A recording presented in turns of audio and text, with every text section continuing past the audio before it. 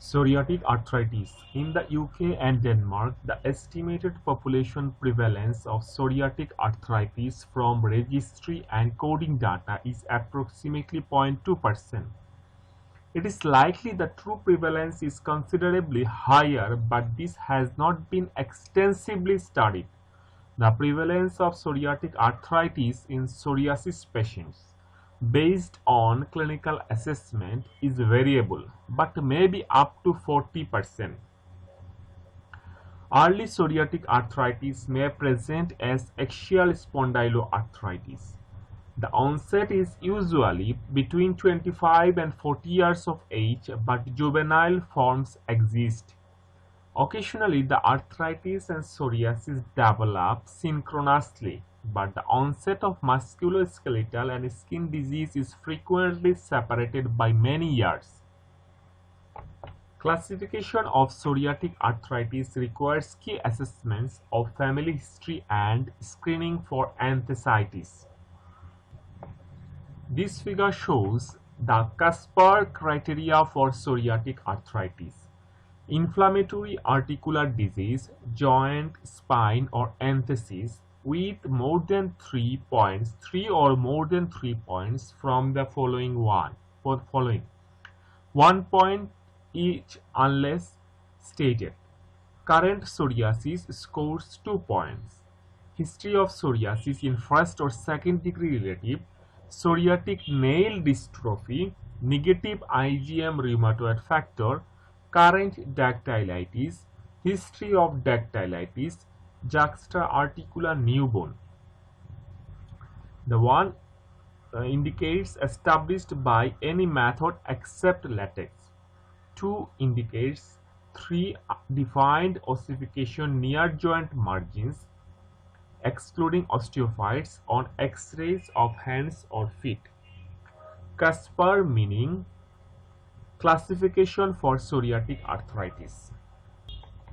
Now, pathophysiology. Genetic factors have an important role in psoriatic arthritis, and family studies have suggested that inheritability may exceed 80%.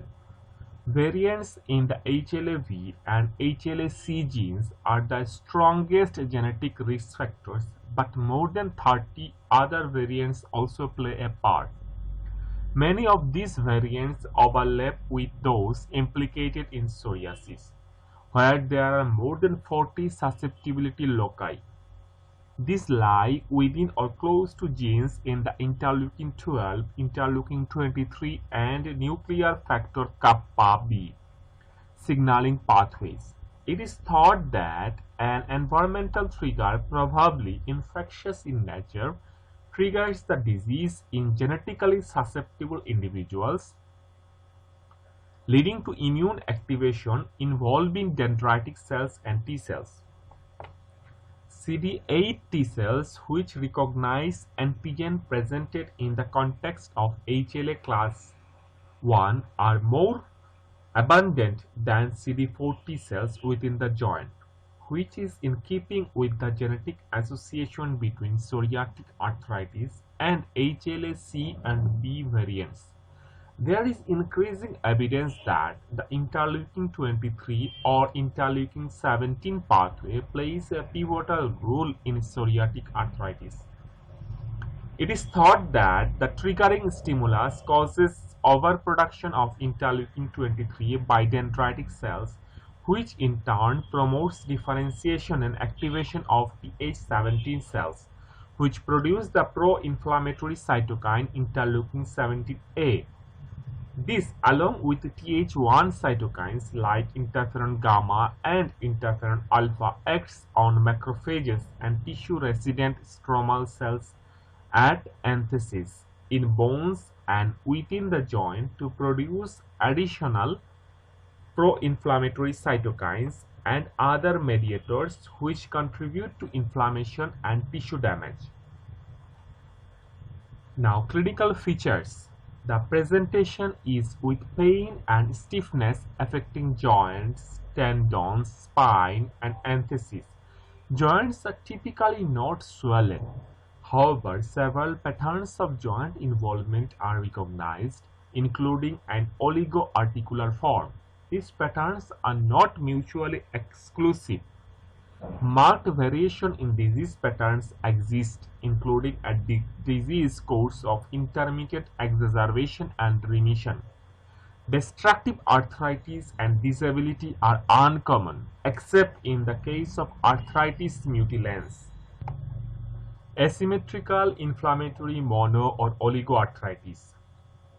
This often presents abruptly with a combination of synovitis and adjacent periarticular inflammation.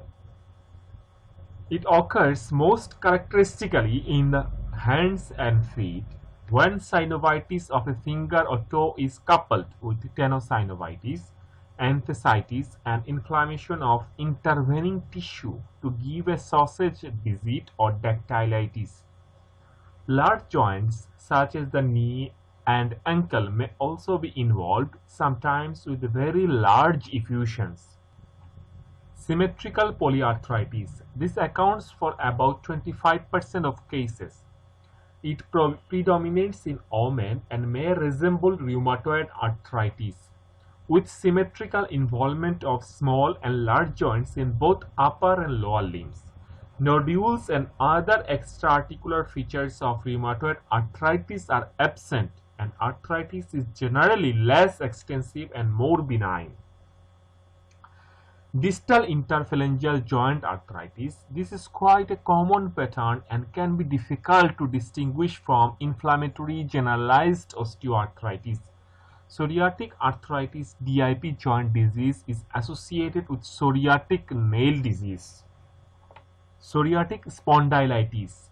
This type presents with inflammatory back or neck pain and prominent stiffness symptoms. Any structure in the spine can be involved, including intervertebral disc, entheses, and facet joints. It may occur alone or with any of the other clinical patterns described above and is typically unilateral or asymmetric in severity. This figure shows pathogenesis of psoriatic arthritis. Some of the cytokines and cellular interactions believed to be important in psoriatic arthritis are shown. The environmental trigger, infection and trauma, dysregulation of immune response in mucosa or skin. Then genetic predisposition, HLA-C, HLA-B, other immune response genes, all causes to secretion of interleukin and tissue necrosis factor,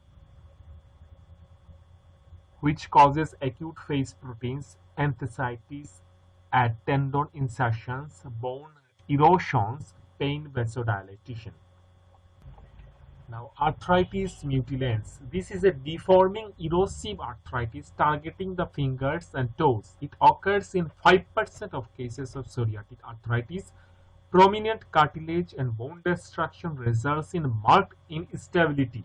The encasing skin appears invaginated and telescoped, main and lorgnette, and the finger can be pulled back to its original length. Now, enthesitis predominate. This form of disease presents with pain and stiffness at the insertion sites of tendons and ligaments into bone. Enthesitis. Symptoms can be extensive or localized. Typically affected entheses include Achilles tendon insertions, plantar fascia origins, patellar ligament attachments, hip abductor complex insertion at lateral femoral condyle, gluteus medius insertion at greater trochanter, humeral epicondyle tendon attachments, deltoid origin at acromial edge, intercostal muscle attachments at ribs, and pelvic ligament attachments. Nail changes include pitting, onycholysis, subungual hyperkeratosis, and horizontal ridging, which are found in 85% of patients with psoriatic arthritis and can occur in the absence of skin disease. The characteristic rash of psoriasis may be widespread or confined to the scalp, natal cleft, umbilicus, and genitals, where it is easily overlooked. Obtaining a history of psoriasis in a first-degree relative can be tricky, but is important, given that a positive response contributes to making a diagnosis. Now, investigations. The diagnosis is made on clinical grounds. Autoantibodies are generally negative and acute phase reactants such as ESR and CRP are raised in only a proportion of patients with active disease. X-rays may be normal or show erosive change with a joint space narrowing. Features that favor psoriatic arthritis over rheumatoid arthritis include the characteristic distribution of proliferative erosions with a marked newborn formation, absence of periarticular osteoporosis and osteosclerosis. Imaging of the axial skeleton often reveals features similar to those in chronic reactive arthritis with coarse, asymmetrical, non-marginal syndesmophytes and asymmetrical sacroiliitis. MRI and ultrasound with power Doppler are increasingly employed to detect synovial inflammation and inflammation at the entheses. Now the management. Therapy with NSAIDs and analgesics may be sufficient to manage symptoms in a mild disease. Intra-articular glucocorticoid injections can control isolated synovitis or enthesitis.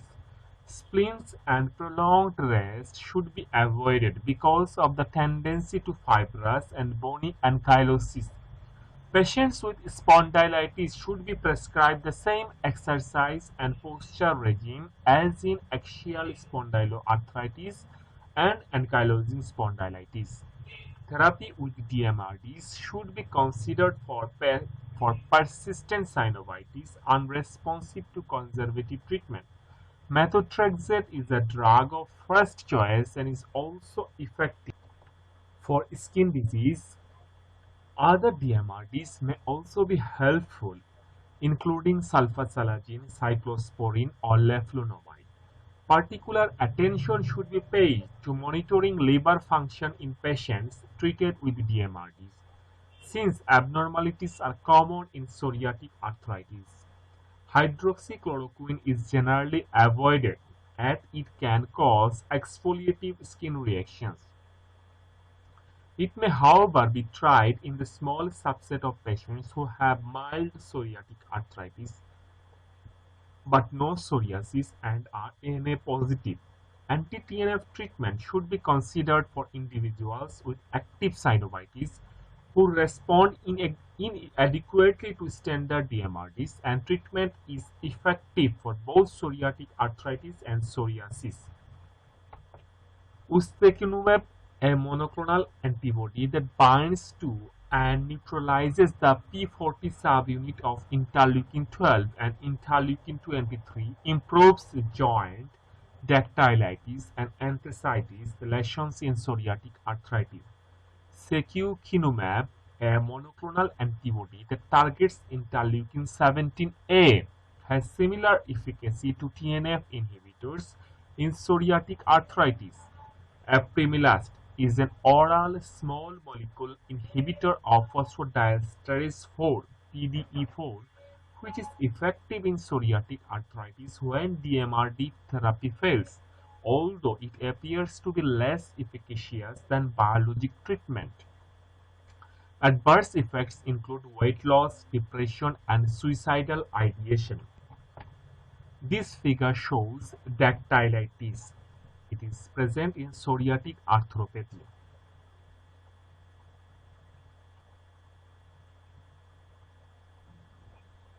This figure showing distal interphalangeal joint pattern with accompanying nail dystrophy, pitting, and onycholysis in psoriatic arthropathy.